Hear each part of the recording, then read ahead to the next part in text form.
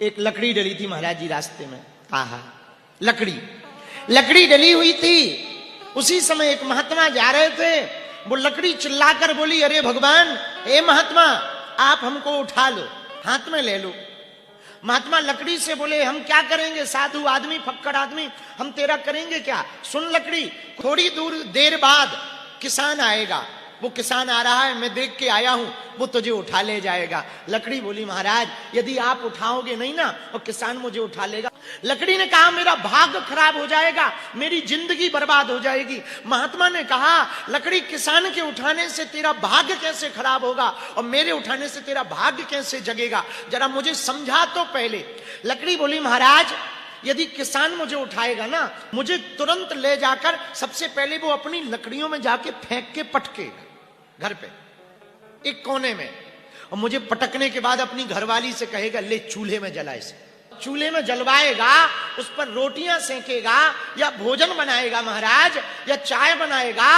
बाद में जब मैं भस्म बन जाऊंगी ना, रात, उसी को मुझे घूरे पे डालकर, कचरा घर में जाकर डालकर, मेरा पता नहीं क्या क्या होगा।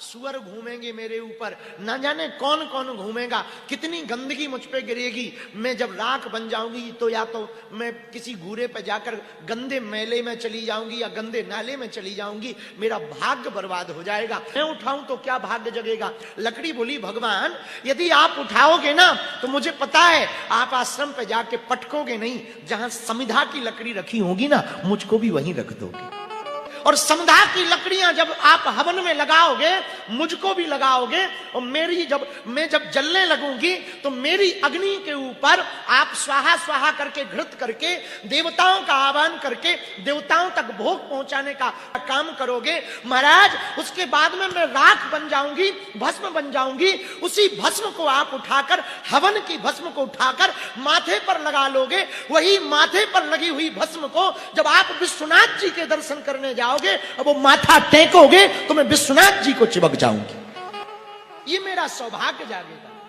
एक संगत के मात्र बदलने से मेरा सौभाग्य इतना जाग जाएगा कि मैं देवालय में अंदर जाकर के, देव तीर्थ में जाकर के, देव स्थान पर जाकर के, देवत्व श्री विग्रह में जाकर के मैं स्पर्श हो जाऊंगी। यदि महात्मा आपकी संगत मिल गई तो मैं या तो देव स्थान या किसी गंगा आदिक नदी, जो गंगा से मिलती हुई नदियां, सह नदियां होंगी, उनमें जाकर के मैं विसर्जित हो जाऊंगी। भगवान यदि आपकी संगत मिली महात्मा तो मैं देव स्थान चली जाऊंगी। यदि मुझे किसी किसान की संगत मिली तो महाराज पता नहीं मैं किस नाले में जाऊंगी, किस गंदगी में जाऊंगी, मेरा कोई ठिकाना नहीं। मेरे प्रिय पागलो, हम तुमको ये कथा सुनाकर ये कहना चाह रहे